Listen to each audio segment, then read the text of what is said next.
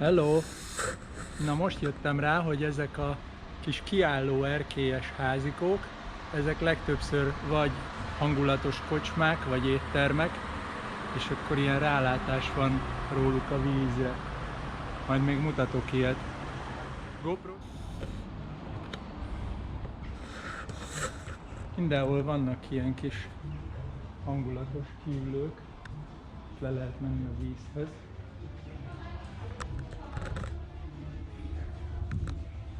Arra pedig van a nagy tér, itt pedig egy hatalmas fatörzsből csinálták meg az ülőt, üldögélőt. Nagyon jó ez a belváros, itt lehet hajnalba futni ki a vízpartra. Mindenhol ott van a rengeteg bicikli, nagyon hangulatosak ezek a kis hotelek, és ez a kikötőnél az első zsili. Ezen a csatornán van egy csatorna, ami befelé jön. Mindenhol kis kávézók, ülők, és mindenhol figyelnek az arányosságra. Itt szép kis virágok.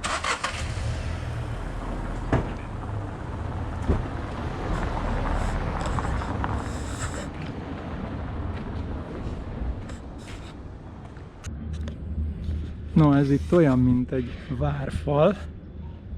Igazából a város körül megy ez a fal. És találtam itt ezt a nagyon érdekes dolgot, ezt a két szobrot. Mutatja is a térképen, hogy Európa, Hollandiából mennyit utaztak, egészen körbe vitorlázták Afrikát, Indiát, Dél-Ázsiát, és eljutottak 1653-ba holland tengerészek, eljutottak a mai Dél-Koreába, a Segifo városba, és milyen érdekes, hogy a két kultúra attól, hogy ott kikötött egy holland hajó, évszázadokra barátságot kötött. Ezt ajándékozta Dél-Koreának ez a városa, Göringemnek 2015-ben. Ez a két szobor azt jelképezi, hogy az ő szellemük is védi ezt a várost. És milyen érdekes, hogy ezek a holland tengerészek ebbe a 160 000-es városba elhajóztak, és tanultak ott a dél-koreai várostól, két más kultúra, két más vallás, tőlük is tanultak, és nem csak a hajóépítésben voltak ők ugye mindig mesterek, hanem ezek szerint tudtak barátságot kötni a világ másik végén teljesen más kultúrákkal, és tiszteletet, és úgy látszik, hogy testvérvárosok is lettek azóta. Ez egy szép kis ajándék, szép történet. Na, sétáljunk tovább, innét indulnak a sétahajók is, meg lehet látni a nagy uszályokat, mint viszik a konténeres rakományt.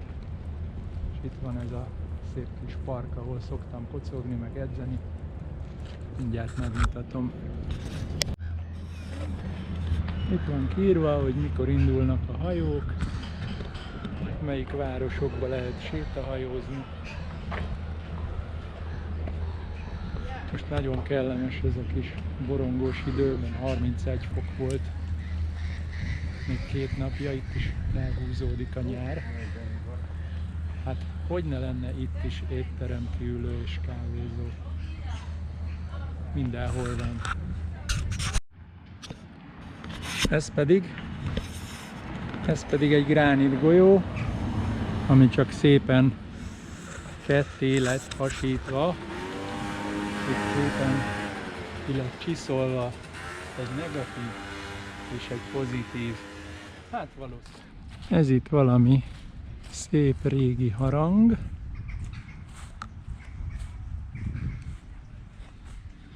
Itt is van valamilyen kis emlékmű. De ez Henrik Matthäus van Randwijknak lett állítva. Minden hollandul van. Utána kell néznem, hogy ki volt ő.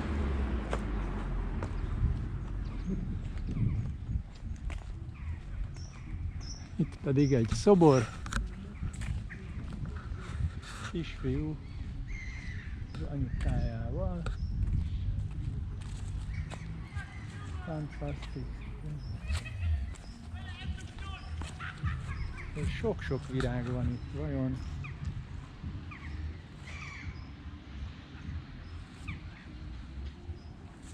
Vajon milyen emlékmű ez? Mindjárt lefordítjuk.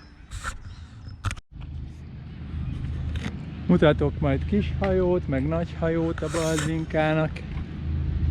Itt jön egy szép fehér hajó, az utasszállító, és ott meg jön egy gyors hajó, ez pedig valamilyen taxihajó. El lehet vele taxizni másik helyre. Jó gyorsan megy, és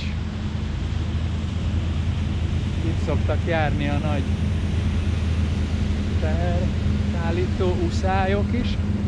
Ennél a kikötőnél pont volt egy, csak nem volt nálam akkor telefon meg kamera, volt egy kis hajó, amelyiknek volt daruja, és rá spanifereztek egy kis autót, fölemelte a kis autót, és szép lassan föltették a daruval a hajóra, és elvitte valahova. Itt van játszótér, olyan, mint otthon, van ilyen nagy mászós rész, meg van csúszóhinta pont ott, ahol strand van, ahol lehet a víznél is játszani. Na, ezért jöttem ki ma gyorsan, mert láttam ezt a egy-két szép oldtimer autót. Retro oldtimer autók. Megnézzük közelebbről. Megnézzük a hátulját is. Aha, ott volt neki a potkereke. Azt a mindenit. Nagyon szépen karban van tartva ez az autó. Nagyon szépen fel van újítva. Csillog-villog rajta minden króm. Vigyáznak rá. És itt is van egy oldtimer, ez pedig cabrio. Ilyen volt régen az autóknak a belseje. Ez is nagyon szép. Volt valamilyen retro autós találkozó itt a hétvégén. Szerintem ők még itt vannak. És találtam még ezt a szép fekete Citroent. Ez nem csak oldtimer retro autó találkozó, hanem oldtimer Citroen találkozó volt, én úgy látom. Igen, mert ez is Citroen. Azt a mindenit. Nagyon szép. Az ilyenekkel tudnak filmeket készíteni, mintha abba az időben lennénk. Az is nagyon érdekes, hogy amikor reggel futok fent a töltésen, bent a városba, vagy a kis ösvényeken, és találkozom valakivel, mindenki köszön, mosolyog, mert ez egy kisváros, hasonlóan, mint otthon. Vidéken az emberek nagyon kedvesek, közvetlenek. Ott egy hőlégballon. Nem tudom, mennyire látszik ebbe a borús időbe. ott szállnak fönt.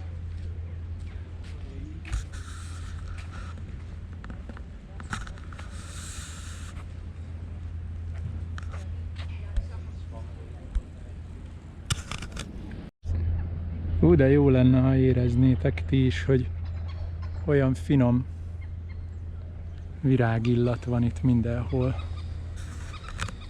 Hogy megyünk a belváros felé megint. Ez itt egy könyvtár, ha jól láttam. Olyan, mint egy kicsi vár.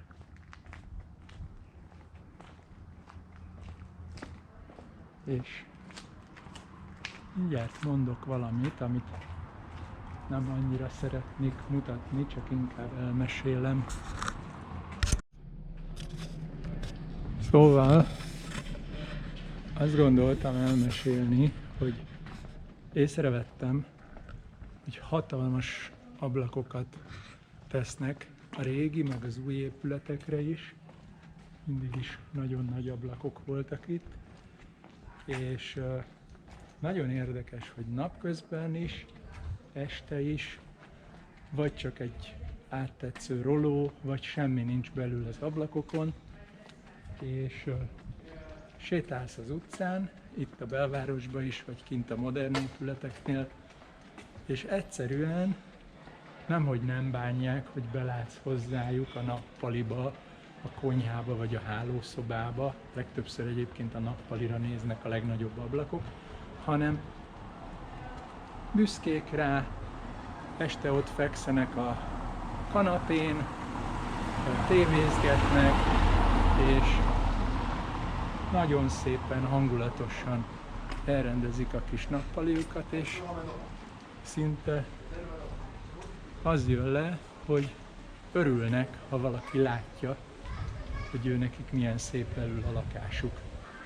És akkor is, hogyha ők éppen ott folytatják az életüket, kökös emberek, esznek, isznak, pihennek, és teljesen be lehet látni. Na de ilyet nem szeretnék azért fényképezni, meg kamerával mutatni, de biztos elhiszitek nekem. Közben jövünk már itt a főtér felé, van egy aranyos kis szökőkút, talán a régi városháza, és ott van hátul a nagy templom. És akkor vannak széles terek is, meg vannak ilyen kis utcácskák, mint Olaszországban, vagy éppen Montenegróban. Itt pedig ajánlgatnak és kávézgatnak. Most már nincs olyan nagy tömeg.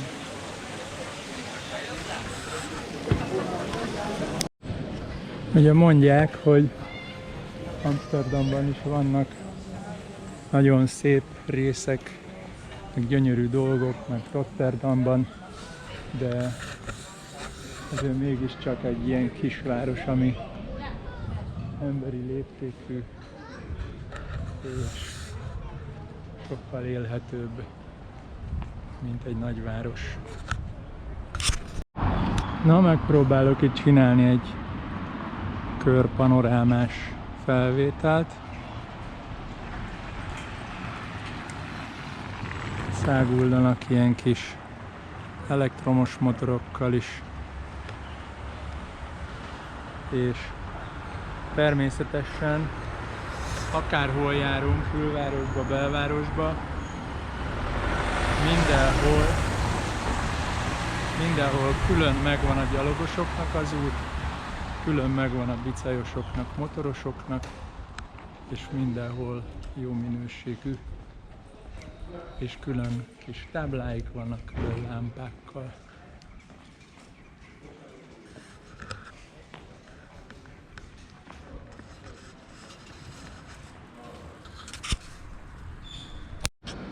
És nézzétek, hogy a több évszázados épületeket ilyen szépen felújítják, és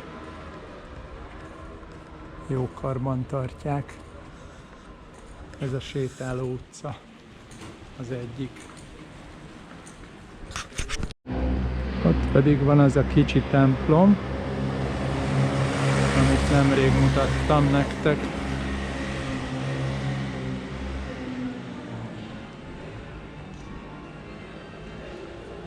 Most szól a harangjáték. Pont vége lett. Na, innét már jó sok fotót is készítettem, mert ez az a híd, ahol haza szoktam menni. Mindegyik elég hasonló. Itt át szoktak menni kis hajókkal, nagy hajókkal. Most már kevesebb a luxus kis hajó, mint a nyár végén, már még pár héttel ezelőtt azok voltak.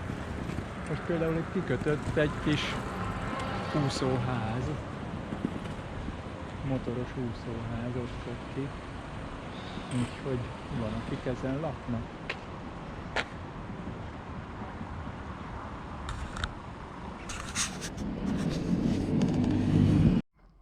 Na, még megmutatom ezt a kis romantikusabb részt. Kicsit kijjebb jöttünk. Ez is csak pár száz méterre van a belvárosi szállástól. Már vannak ilyen aranyos kis újabb építésű lakások, de természetesen igazodnak a stílushoz.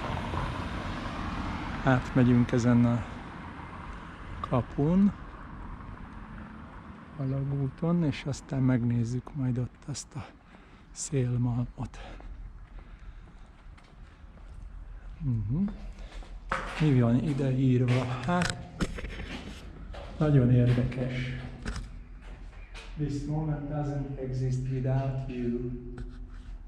Akkor ebbe ti is benne vagytok. Ez a pillanat nem létezik nélküled.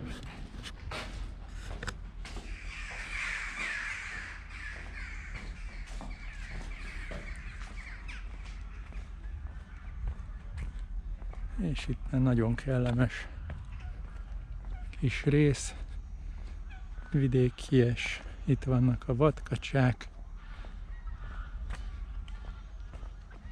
Lehet, hogy mindjárt meglátjuk a bocikat is.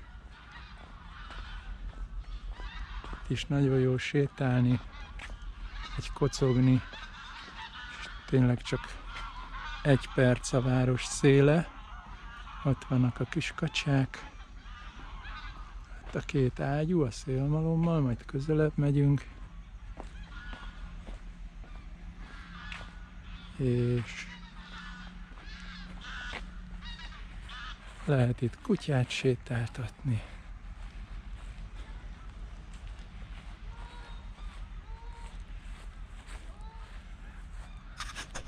Ott van ugye a város, töltés, védőfal.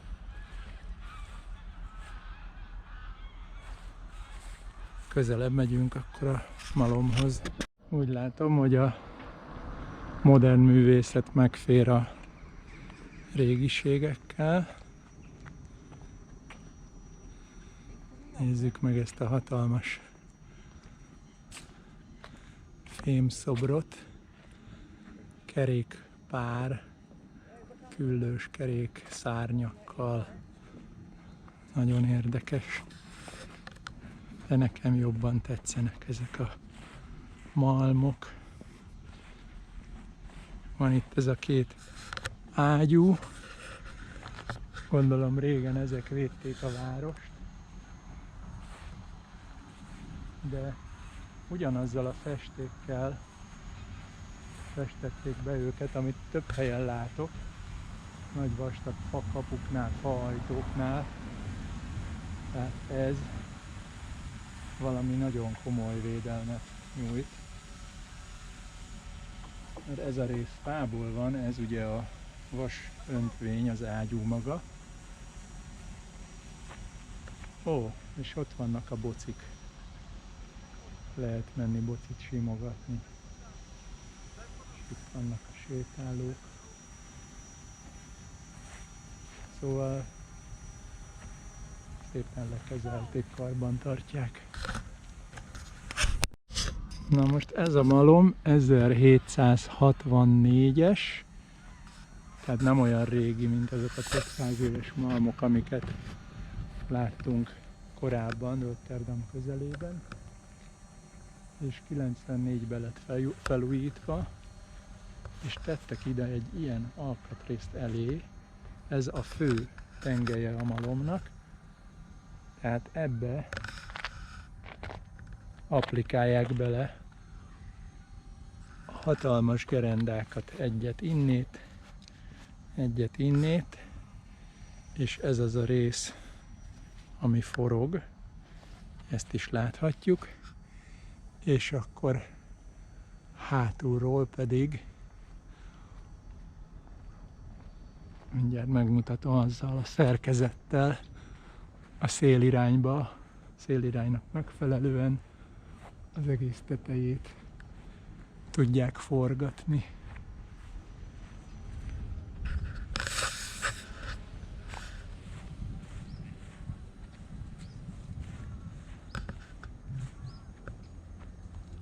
Ott vannak, mint egy hajónak a kötélzete. És ott van olyan pont, mint egy hajónak a kormánykereke, ott lehet látni a sétálót a korlátnál, hogy azt, ha tekerik, gondolom jó sokat kell tekerni, akkor az egész malomnak az összes lapátja és vitorlákat rá lehet engedni akkor szélben, akkor balra vagy jobbra elkezd forogni. Attól függ, merre tekerjük azt a nagy hajó kormánykereket.